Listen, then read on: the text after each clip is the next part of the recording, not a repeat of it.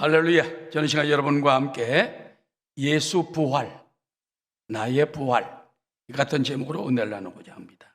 여러분, 기독교가 위대한 것은 인류를 위해 예수님이 십자가에 죽으셨다는 것과 그분이 부활하셨다는 것. 일반 모든 종교를 보면은 교주의 무덤을 자랑합니다. 이슬람은 거대하고 호화로운 마호메트의 무덤을, 불교는 석가모니의 몸에서 나온 진신사리를 자랑합니다.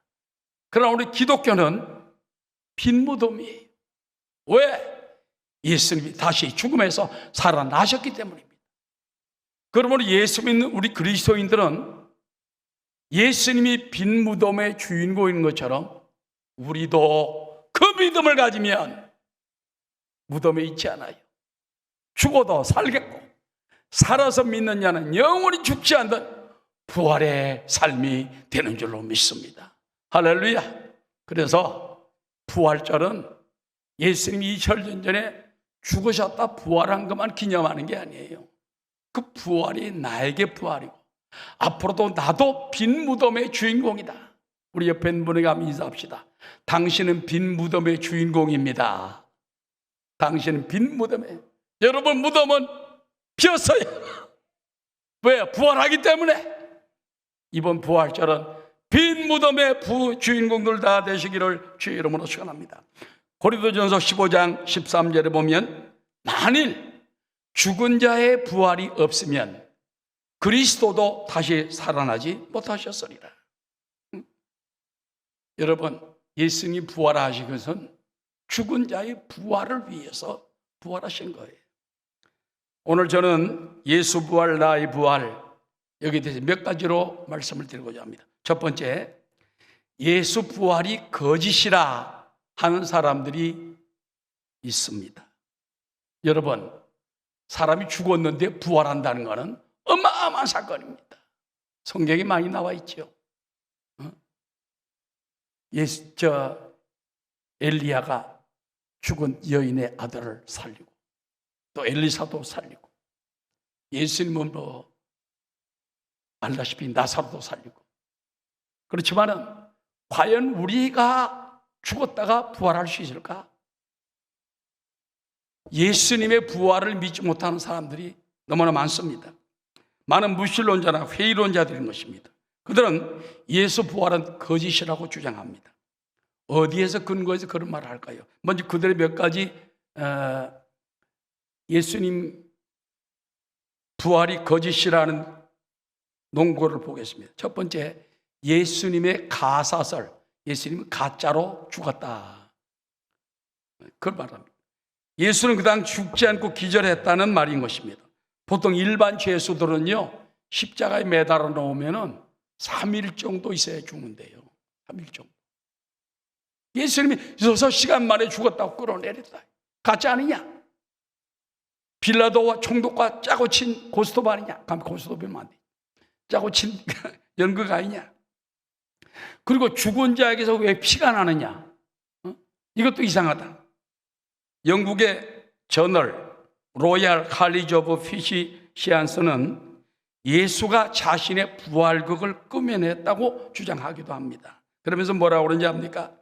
예수는 십자가에서 일찍 죽은 척 연기를 했다. 말 같은 소리입니까?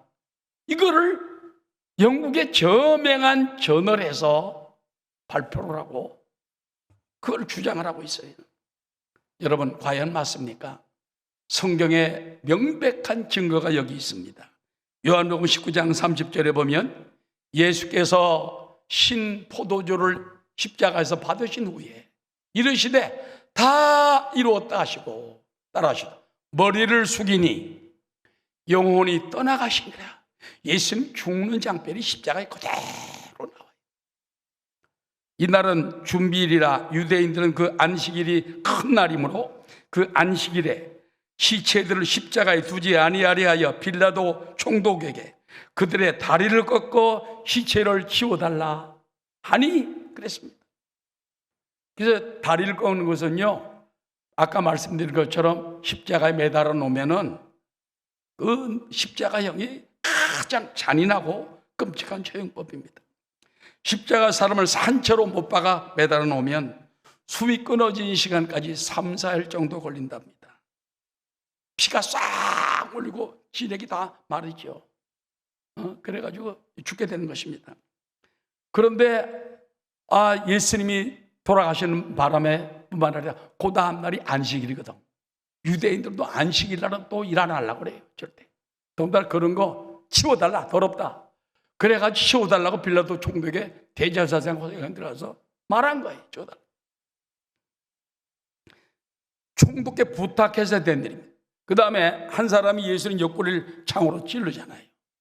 물과 피가 쏟아졌습니다. 왜 물이 나왔을까? 심장이 터지면 물이 된답니다. 의사들이 말하기를 예수님이 이미 심장이 터져 죽으셨고 그때 옆구리를 찌를 때 엉켰던 피도 같이 쏟아졌다는 것입니다. 예수님의 죽음은 확실한 거예요. 옆구리를 창으로 찔렀잖아요. 물과 피가 다 쏟아졌는데 심장이 터져 돌아가셨는데 어떻게 거짓을 할 수 있는 것입니까? 그 다음에 또 이들은 예수님의 도망설을 주장하기 때문에 예수님이 도망갔다. 예수가 십자가에 죽지 않고 프랑스로 망명을 했다는 소리입니다. 영국 BBC 방송국 기자 세 사람이 10여 년간의 조사 후에 1982년에 성혈과 성배라는 그것이 또 얼마 전에는 한참 세계를 휩쓸었어요. 성혈과 성배. 그러면서 뭐라고 돼 있냐? 예수는 막달라 마리아와 결혼하여 자녀까지 두었으며 십자가에 죽은 것이 아니라 로마의 유대 총독 빌라도와 짜고 부활의 연극을 한 다음 로마 병사들의 호의 속에 프랑스로 망명했다. 아내와 자녀들과 프랑스 고을 지방에 정착한 예수는 은둔 생활하면서 80세 넘게 살다 죽었다. 아니 예수님은 50년 동안 막달라 마리아와 살아가지고 무슨 재미가 있겠어요? 3년 반 동안 이 땅에 계시면서도 매일 복음 전하고 매일 산에 올라가 기도하고 할렐루야, 매일 병자 고치고 매일 복음을 전하고 50년 동안 뭐 할 일 없어 예수님이 이제 프랑스 망명 가서 이러고 있습니까? 이런 허무맹랑한 말을 지금도 주장하는데 이거 무신론자가 회의론자들과 반대론자들은 그거를 주장해요. 거짓말을 허무맹랑한 걸 주장해요. 그러면 성경의 실제는 어떻습니까? 마태복음 27장에 또 나옵니다. 62절에 대제사장과 바리새인들이 함께 빌라도에게 모여 이르되 저가 사흘 후에 다시 살아나리라 한 것을 우리가 기억하노니 그러므로 명령하여 그 무덤을 사흘까지 굳게 지키게 하소서. 예수님이 그랬거든요. 내가 죽으면은 사흘 후에 부활한다. 부활한다. 제자들에게, 사람들에게 대놓고 말했어요. 공중에서 대놓고 말했습니다. 그러니까 대제사장 서기관들은 빌라도 총독님 경비병들을 세서 이 사람을 지켜주시오 했더니 빌라도 총독이 뭐라는지 압니까? 당신들에게도 유대 경비병들이 있지 않냐? 그들을 데려가서 지켜라. 그래서 함께 유대 병정 로마 군병들이 같이 가서 지킨 거예요. 무덤을 인봉하고 빌라도가 이르되 너에게 경비병이 있으니 가라. 가서 힘대로 굳게 지키라 하거늘 그들이 경비병과 함께 가서 돌을 인봉하고 무덤을 굳게 지키더라. 무덤을 인봉한 사람도 그들이요. 굳게 지킨 분도 창 들고 지킨 분도 그 사람들인 것입니다. 여러분 나중에 빌라도 총독이 그 로마 황제에게 빌라도의 보고서를 써요. 예수님이 어떻게 살았으며 무슨 일을 베풀었으며 어떻게 죽었으며 어떻게 무덤이 비었는가 그래서 빌라도의 보고라는 글을 치고 들어가면 지금도 쫙 나옵니다. 아주 명문인 것입니다. 거기 간단히 보면은 로마의 황제 티베리우스 가이사 각하에게 그다음에 중간에 약하고요. 예수가 매장된 다음 날 제사장 한 사람이 총독청으로 와서 제게 말하기를 빌라도에게 말하기를 예수의 제자들이 그의 시체를 훔쳐 숨긴 후에 그가 생전에 예언한 대로 살아난 것처럼 꾸미려고 한다고 하여 저는 그 제사장을 치리대장인 말커스에게 보내서 무덤을 지키기에 충분한 수대로 병정을 데리고 가서 배치한 후에 무덤이 비어있다는 사실이 알려지자 큰 흥분과 근심에 쌓이게 되었습니다. 각하여 이것은 제가 할 수 있는 한 사실대로 기록한 것이요, 저는 각하의 가장 충실한 로마인들은요, 옛날에 그 황제가 보내서 하게 되면은 말 한마디 틀리면 책임을 져야 돼요. 빌라도가 목숨 걸고 적은 데 보면은 예수님은 죽었고 매장됐고 무덤을 지켜달라 해서 말커스라는 자기 수비대장을 보내가지고 그걸 지켰다. 그런데 무덤이 비어 있어가지고 빈 무덤이 됐다. 예수님의 부활은 우리 세상이 감추려고 해도 성경에 명백히 드러나 있는 것입니다. 여러분, 예수님은 왜 무덤이 비었습니까? 부활하셨기 때문입니다. 사망 권세를 이겼습니다. 그래서 예수님은 바로 부활했다는 놀라운 사실을 우리 늘 기뻐하며 기도하는 여러분 되시기를 주의 이름으로 축원합니다. 주님께 영광, 다시 사신 주, 사망 권세 모두 이기시었네. 흰 옷 입은 천사 돌을 옮겼고 누우셨던 곳은 비어 있었네.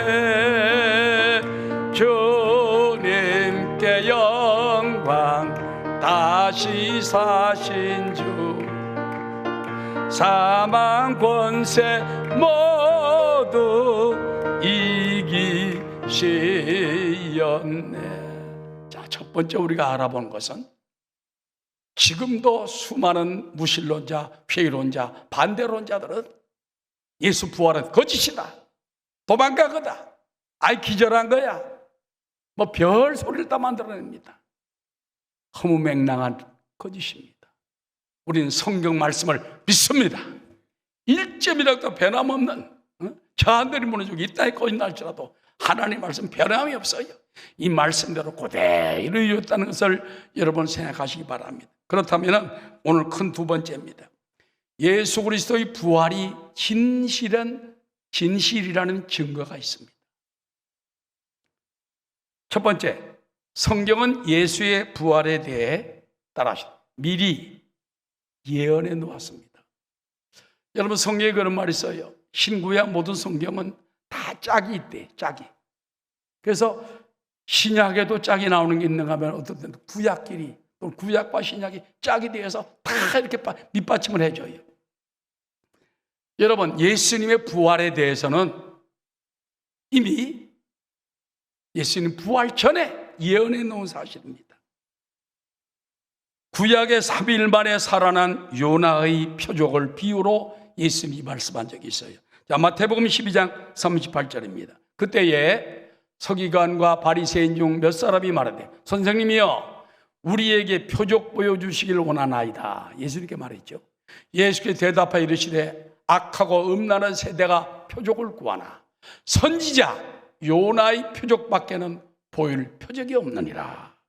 요나가 밤낮 사흘 동안 물고기 뱃속에 있었던 것 같이 인자도 밤낮 사흘 동안 땅속에 있으리라. 무덤 속에 있으리라.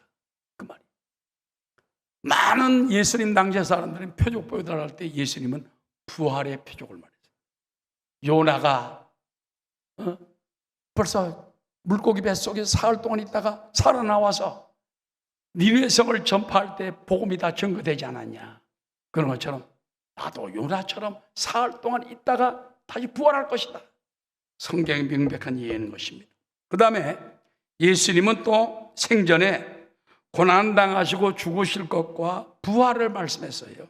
마태복음 16장 21절입니다. 이때로부터 예수 그리스도께서 자기가 예루살렘에 올라가 장로들과 대제사장들과 서기관들에게 많은 고난을 받고 죽임을 당하고 제3일에 살아나야 할 것을 제자들에게 비로소 나타내시니 베드로가 예수를 붙들고 항변하여 이르되 주여 그리 마옵소서 이 일이 결코 주께 이루어지지 아니하리라. 베드로는 여러분 예수님이 고난당하고 죽는다니까는 부활한다는데도 그러지 마십시오. 왜 죽어야 합니까? 그리 될 일 없습니다. 내가 목숨을 걸고 지키겠습니다. 지키긴 뭘 지켜? 3번씩이나 부인해놓고. 그 다음에 사복음서에 보면 또 고난에 대한 또 주님의 예언이 또 나옵니다. 마태복음 17장 22절 갈릴리에 모일 때 예수께서 제자들에게 이르시되 인자가 장차 사람들의 손에 넘겨져 죽임을 당하고 제3일에 살아나리라 하시니 제자들은 매우 근심하더라. 그러니까는 예수님의 부활은요 요나를 통해서 벌써 말씀했고 예수님이 생전에 여러 차례 내가 고난받고 3일 만에 살아난다. 3일 만에 살아난다. 그걸 말씀한 거예요. 그 다음에 가장 확실한 부활의 증거는 예수 부활의 사실, 팩트라는 겁니다. 예수님 부활. 사복음서에는 예수 부활의 사실, 팩트가 다 나와요. 그 중에 대표적인 것이 마태복음 28장만 보겠습니다. 마태복음 28장 1절에 보면 안식일이 다 지나고 예수님 돌아가시고 그 다음날에 안식일이잖아요. 안식일은 하루입니다. 그러니까 금요일 날 돌아가시고 토요일 안식일, 금요일 저녁부터 토요일 저녁까지가 안식일이거든요. 지나고 그 다음날입니다. 주일날 안식 후 첫날이 되려는 새벽에 누가? 여인들이 용감해요. 막달라 마리아와 다른 마리아 또 셋이 무덤을 보려고 갔더니 큰 무덤이 큰 지진이 나며 주의 천사가 하늘로부터 내려와 돌을 굴려내고 무덤 돌이 있잖아요. 큰 거. 병사들이 갖다 인봉한 굴 있잖아요. 그걸 굴려내고 그 위에 앉았는데 그 형상이 번개가 갖고 그 옷은 눈까지 희건을 지키던 자들이 병사들이 그를 무서워하여 떨며 죽은 사람 같이 되더라. 그냥 전부 쓰러져가지고 그를 불던 왜? 꽉 하면서 그냥 무덤 때는 넘어지고 빛난 천사들이 신호를 쫙 내려와 앉으니까 옛날에 보면 하나님 보면 죽는 거예요. 천사 모습 그때 무서운 천사는 좋은 일만 오는 게 아니에요. 어떨 땐 심판도 하는 것입니다. 그래서 천사가 여자들에게 말하되 너희는 무서워하지 말라. 십자가에 못 박히신 예수를 너희가 찾는 줄을 내가 아노라. 따라합시다. 그가 여기 계시지 않고 그가 말씀하셨던 대로 살아나셨느니라. 와서 그가 누우셨던 것을 보라. 여인들이 가서 보니까는 빈 무덤에 수건만 개어있어. 옷만 개어있어요. 이제 부활하시고 나중에 막달라 마리아에게 또 주님이 나타나가지고 막달라 마리아야 부르니까는 선생이요 나 처음엔 청직인 줄 알다가 나중에 예수님은 손을 잡으려니까 내가 아직 아버지께 영광을 안 받았으니까 지금 만질 수 없고 그래서 그 살아있는 걸 증거하는 걸 볼 수 있는 것입니다. 자, 더욱 확실한 증거는 예수님의 부활을 본 많은 사람들이 있어요. 성경에 무려 14차례나 예수님을 본 사람이 있습니다. 거기 보면은 세 여인이 있죠. 베드로가 있죠. 12제자들이 있죠. 예수님 승천할 때 500여 명 제자들이 다 모였다는 게 승천했죠. 무려 14차례 보았습니다. 사도 바울은 고린도전서 15장 3절에 이와 같이 기록을 했습니다. 내가 받은 것을 먼저 너에게 전하였노니 이는 성경대로 그리스도께서 우리 죄를 위하여 죽으시고 장사 지낸 바 되셨다가 성경대로 사흘 만에 다시 살아나사 게바에게 보이시고 후에 12제자에게와 그 후에 500여 형제에게 일치해 보셨나니 그 중에 지금까지 대다수는 살아있고 어떤 사람은 잠들었으며 그 후에 야고보에게 보이셨으며 그 후에 모든 사도에게와 맨 나중에 만삭되지 못하여 난 자 같은 내게도 보이셨느니라. 여러분, 예수님의 부활한 모습을 수많은 사람이 직접 보고 만지고 함께 떡을 먹고 예수님이 구워주는 생선도 그들이 먹고 떡도 먹고 그랬던 것입니다. 예수님은 부활하셨습니다. 할렐루야. 부활의 주님, 우리는 그건 사실이기 때문에 성경 말씀을 그대로 믿고 감사하는 여러분 되시기 바랍니다. 부활의 주님 나타나시사 2절 두려움과 의심 물리치셨네. 주의 교회 기뻐 찬송하여라. 다시 사신 주님 죽음 이겼네. 주님께 영광. 다시 사신 주 사망 권세 모두 이기시었네. 마지막 세 번째입니다. 따라하시죠. 예수님의 부활은 나를 위한 부활입니다. 예수님의 부활은 나를 위한 부활이에요. 오늘 성경에 보면 예수님이 부활에 대한 진리를 말합니다. 믿는 자는 죽어도 다시 살아나겠고, 예수님 믿는 자는 죽어 살아나고, 살아서 나를 믿는 자는 영원히 죽지 아니하는 것을 내가 믿느냐. 자, 요한복음 11장 23절입니다. 예수께서 이르시되 내 오라버니가 다시 살아나리라. 마르다가 이르되 마지막 날 부활 때에는 다시 살아날 줄 내가 아나이다. 예수께서 이르시되 나는 부활이요 생명이니. 따라서 나를 믿는 자는 언제 죽어도 다시 살겠고, 살아서 나를 믿는 자는 영원히 죽지 아니하니 이것을 내가 믿느냐. 그때 마르다가 주여 내가 믿나이다 하고 믿음을 고백했던 것입니다. 여러분, 사람이 부활의 삶을 살려면 먼저 죽어야 돼. 예수님 십자가에 죽었지 않습니까? 우린 죄에 대하여 죽어야 돼. 내 힘으로 농으로 안 돼. 사람 우리 모든 몸속에는 아담 하와 이후에 원죄와 자범죄가 가득 차 있어서 죄를 처리할 길이 없어요. 죽음을 이길 길이 없어요. 저주를 이길 길이 없어요. 예수님이 다 이루었다. 대신 죽으신 것을 따라서 우리가 함께 죽으면 돼. 그러면 어떻게 우리가 죽습니까? 예수님은 우리에게 물 침례를 보여줬습니까? 물 세례 받을 때 예수와 함께 죽고, 물 속에서 일어날 때 예수와 함께 살아나고. 그래서 우리 침례교단이나 우리 순복음교단에서는 물 침례를 줍니다. 정례, 물 뿌리는 거는 옛날에 피난 다닐 때 받은 거고, 예수님을 갖다가 요단강에서 물침례를 세례 요한이 여러 번 베풀었죠. 예수님 베풀어. 그런 것처럼 물침례를 통해서 나는 예수와 함께 죽고 예수와 함께 산다. 그래서 물침례를 받는 여러분 되시기 바랍니다. 믿음으로 받아야 돼요. 물침례는 나 예수 죽고. 두 번째는요, 날마다 내가 죽어야 돼요. 사도 바울은 뭐라고 하냐니까? 나는 날마다 죽노라. 내가 날마다 죽어야 마귀에 대하여 죽고, 세상에 대하여 죽고, 죄에 대하여 죽고, 그래야 주님이 내 속에 들어와 사시죠. 여기다 온갖 욕심과 죄악과 음란과 추악과 가득 채워난 다음에 주님 오시옵소서. 이 더러운 것이 어떻게 옵니까? 어떻게 성령님을 슬프게 해드리면 안 되죠. 근심하게 해드리면 안 되죠. 그래서 우리가 비워야 됩니다. 저도 오늘 새벽에 이제 집에서 일어나가지고 설교 준비를 하면서, 하나님, 내가 먼저 죽게 도와주옵소서. 죽은 나는 뭡니까? 아무것도 없는 거예요. 욕심도 없는 거예요. 재산도 없는 거예요. 아무것도 없는 거예요. 그래서 예수 믿는 자는 죽어도 산다는 것이 죽어야 산다는 거예요.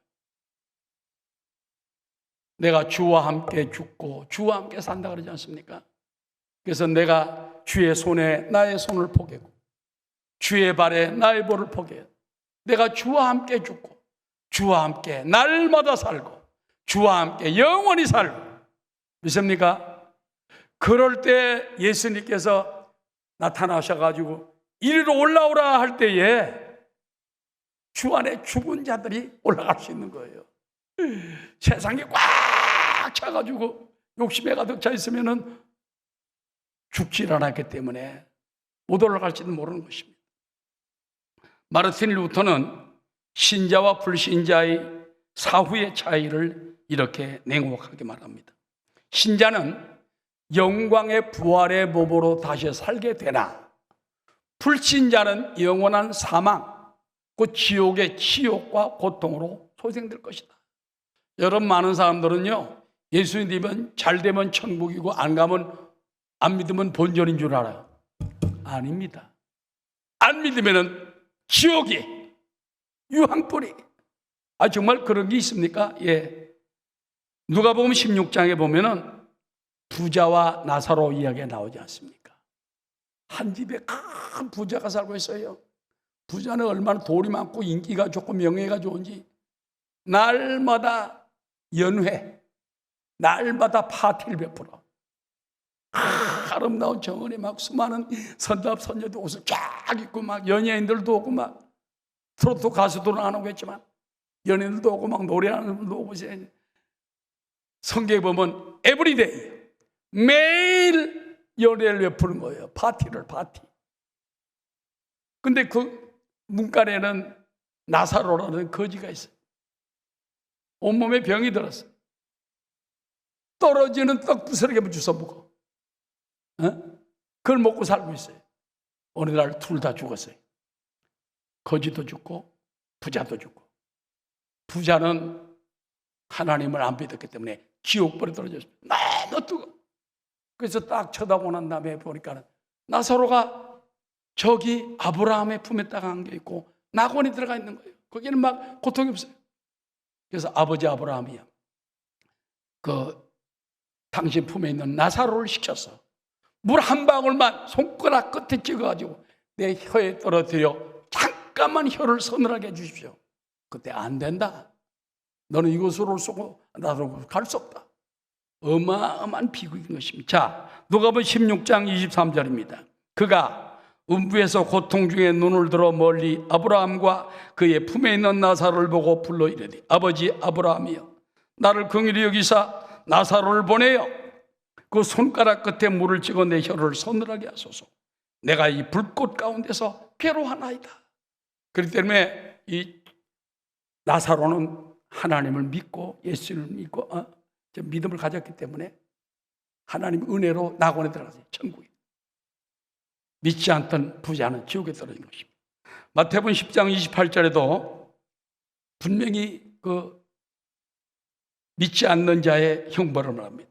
몸은 죽여도 영혼은 능히 죽이지 못하는 자들을 두려워하지 말고 오직 몸과 영혼을 능히 지옥에 멸하실 수 있는 이를 두려워하라. 그렇기 때문에 부활의 주님을 내가 믿는다는 것, 십자가의 나를 위해 죽으신 주님을 내가 믿는다는 것, 엄청난 축복이에요. 주를 믿는 자는 부활합니다. 믿습니까? 그 다음에 예수님은 우리 부활의 첫 열매가 되십니다. 뭐든지 종자 씨앗을 뿌려야지 나는 것처럼 종자 씨앗이 없으면 안 돼요. 농사 짓는 사람들 보면 옛날에 가장 좋은 그 열매 같은 것들은 다 모아납니다. 씨 같은 거, 또 벽씨 같은 것도 모아놔요. 왜? 그 다음에 심어야지 또 먹고 살기 때문에. 예수님은 우리의 종자 씨앗이고 예수는 우리의 부활의 첫 열매입니다. 예수는 부활을 심으면 그 심은 사람만 부활해. 아멘. 고린도전서 15장 22절입니다. 아담 안에서 모든 사람이 죽은 것 같이, 죽은 사람, 죄인이 된 것 같이 그리스도 안에서 모든 사람이 부활, 삶을 얻으리다. 여러분, 그리스도의 최대 소망은 죽음 뒤에 오는 부활이에요. 로마 시대 때 기독교인들은 10번에 걸쳐 큰 박해를 당했습니다. 잘 알다시피 첫 번째 박해는 로마의 네로 황제예요. 그는 기독교인들을 불태워 황제의 정원을 밝혔다고 할 정도로 잔인하게 기독교인들을 처형했습니다. 그리고 그때 사도 바울과 베드로가 순교를 당합니다. 두 번째 기독교인들을 잔인하게 박해한 이는 도미티안 황제라는 사람입니다. 그는 정권 말기에 자기 이름을 바꿨어요. 뭔지 압니까? 도미누스 에트 데우스, 내가 주님이자 내가 하나님이다. 그래가지고 주 믿는 사람을 갖다 다 죽이는 거예요. 오직 예수가 주님이다 하나님이라는 기독교들을 무섭게 탄압합니다. 이때 로마의 클레멘트가 순교하고 사도 요한이 반모섬에 유배되었고 로마인들은 콜로세움에서 그리스도인들이 피 흘리며 쓰러지는 잔인한 장면을 즐기며 술을 마시며 그걸 바라봤던 것입니다. 여러분, 그래서 막 기독교인들이 그냥 고통을 당한 막 굶주린 사자들을 풀어가지고 뜯어먹게 하고 그걸 보면서 즐거워하고, 기독교인들은 무슨 희망이 있었을까요? 죽음 뒤에 있는 부활입니다.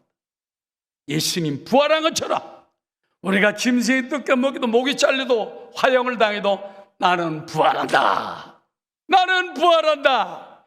예수님 부활의 첫 열매이기 때문에 나는 부활한다. 그 부활의 소망을 가지고 살 것입니다. 그러므로 우리의 마지막 삶은 어때야 됩니까? 부활의 순서를 기다리며 살아야 합니다. 고린도전서 15장 23절, 그러나 각각 자기 차례대로 되리니 먼저는 첫 열매인 그리스도요, 다음에는 그가 강림하실 때, 예수님이 공중 강림하실 때 그리스도에게 속한 자요, 그 후에는 마지막이니 그가 모든 통치와 모든 권세와 능력을, 이 땅 권세들을 다 멸하시고 나라를 하나님 아버지께 바칠 때라. 천년왕국, 최후 심판, 새하늘과 새 땅으로 인도할 그때가 마지막 때가 되는 것입니다. 결론적으로 말씀을 마치고자 합니다. 한 역사 신학자가 이런 말을 했습니다. 인류 역사에 큰 세 가지 사건이 있다. 첫째는 하나님이 인간으로 오신 사건이다. 크리스마스입니다. 두 번째, 하나님이 죽으셨다는 사건이다. 십자가 사건입니다. 세 번째, 죽었던 하나님이 다시 살아난 사건이다. 부활의 사건입니다. 그런데 네 번째가 또 있다. 부활하신 예수님께서 나를 데리러, 우리를 데리러 오실 것이다. 하나님 예수님께서 공경에서 오시게 되면 주 안에 죽었던 자들이 무덤에서 다 주님께 올라가서 완전한 부활을 맞이해요. 주 안에 살아남아있던 사람도 호련히 변해서 공중에서 주를 영접하게 하시리니 7년 동안 혼인잔치 후에 천년왕국에 임하게 되고 영원한 새하늘 새 땅에 들어가게 되는 것입니다. 이것이 바로 인류 역사의 예수님이 중심이라는 거예요. 그래서 역사를 갖다 영어로 히스토리 그러거든요. 그걸 띄면은 히스 스토리, 그분의 스토리, 그분의 이야기, 예수님의 이야기입니다. 가장 큰 사건은 하나님이 인간의 몸으로 오셨다.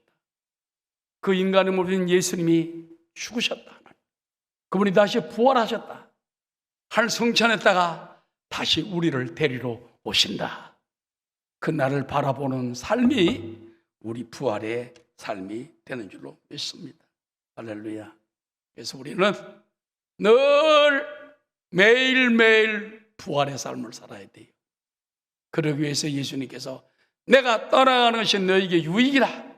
내가 떠나가지 않으면 보혜사가 오지 않을 것이요, 내가 떠나가면 보혜사 성령을 너에게 보내시리니 그가 죄에 대하여 의에 대하여 세상에 대하여 심판하고 너희를 가르치고 너희를 인도하고 너에게 기도한 것을 응답해 주리라. 지금은 성령님이 우리 가운데 와 운행하고 계십니다. 할렐루야.